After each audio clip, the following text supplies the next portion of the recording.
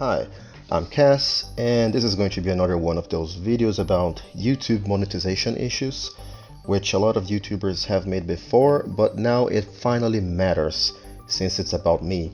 Okay, I always like to add a little touch of humor, but jokes apart, what I'm about to tell you is a compilation of all the fight I have gone through during those years on YouTube to keep my monetization options viable.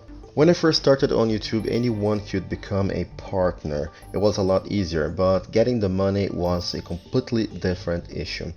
Which is why I joined not exactly, but pretty much the first network available to me. For those of you who don't know, YouTube already takes 45% of whatever revenue your channel makes from ads, since they consider themselves as your business partners. That's the kind of contract that you get. And that on itself is already a big bite. But on top of that, the network wanted 30% of my half, which left me with only 70% of my earnings, or 38.5% of profit I generated from my content. Alright, so this is a straight up bad deal, right?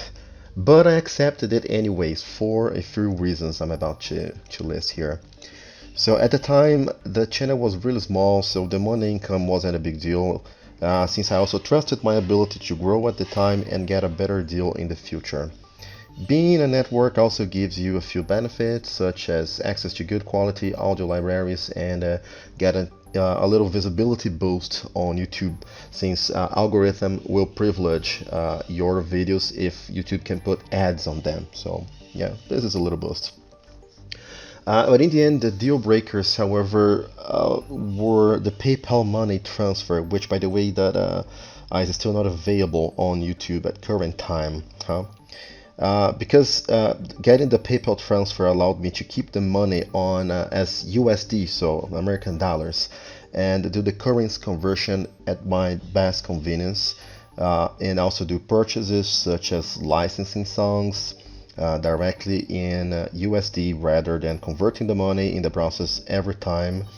And also converting the money is very beneficial in my case because, for instance, if I have never converted the money since I started doing YouTube, I basically can the money would basically multiply itself 4 times, so fourfold.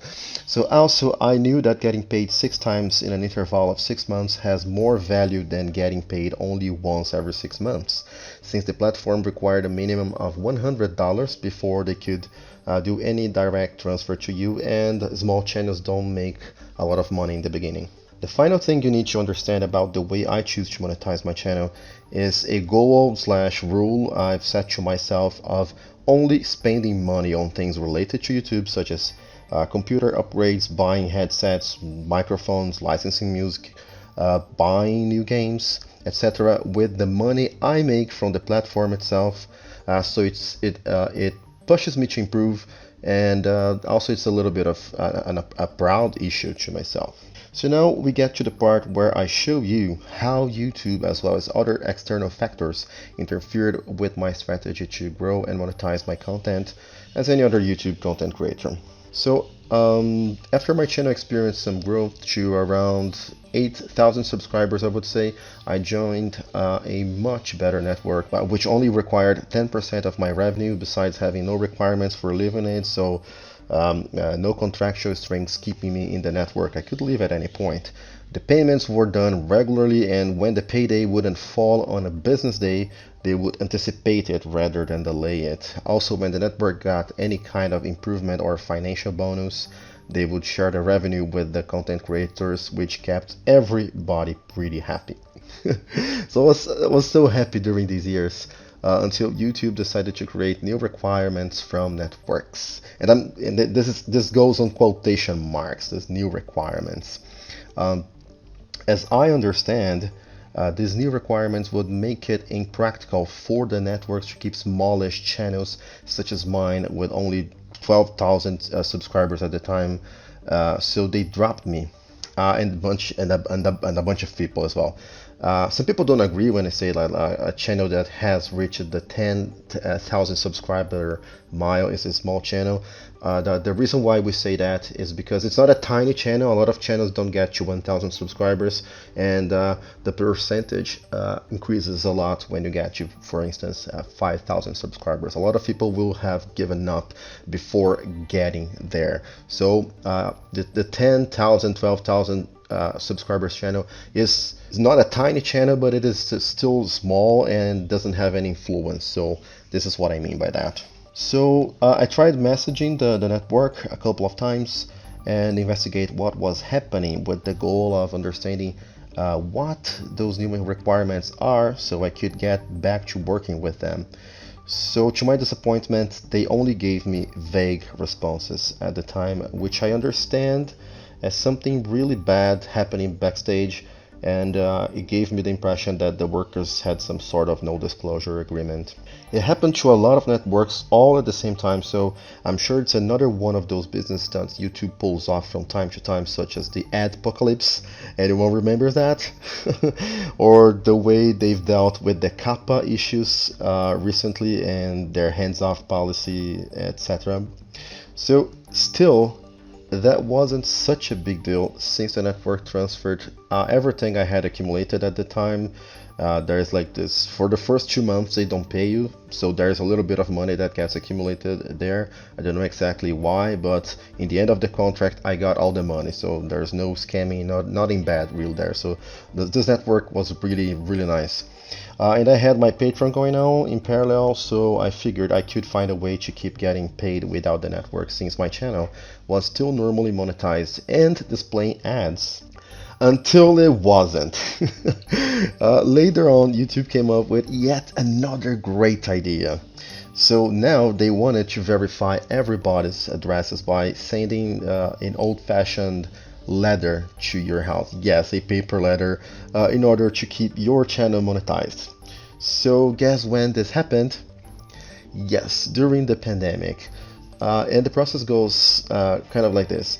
From the moment you request your verification PIN, YouTube still takes from 2 to 3 business days to generate this letter.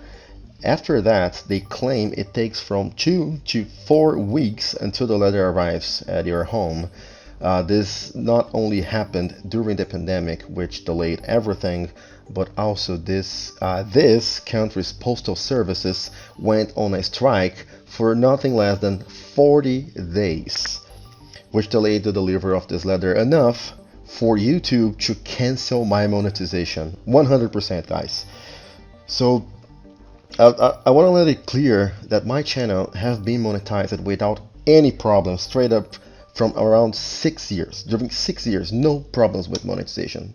All those years it was okay, and now it's not anymore because of YouTube's stupid policies combined with a stupid pandemic plus circumstantial local barriers. So it's not only bad decisions, but also being unlucky in general, I guess. So can I request another PIN? How can I fix that? Yes, of course I can, but meanwhile, none of my content is monetized anymore, and I have no idea when that letter is going to arrive, since they give you no tracking number. Also, in the end of the year, I usually travel so to see my family, and I'm mostly unavailable, which means I might not get monetized for any of the hundreds of videos I have produced in this platform during all these years until the end of 2020.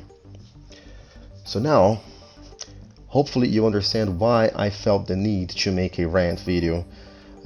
There's only so much my patience can take. And finally, because I would like to end this video on a somehow positive note, I guess I'm gonna take the devising path and recommend you to really plan ahead and make better decisions than mine before you decide to build anything serious on YouTube, because the decisions they make have driven not only me but a lot of actually influential content creators on this platform mad. I'll leave you guys some links in the video description in case you wanted to know more about how YouTube has interfered with the motivation of a lot of creators in the latest years. And if you have any experiences you would like to share, the comment section is all yours. Have a good day.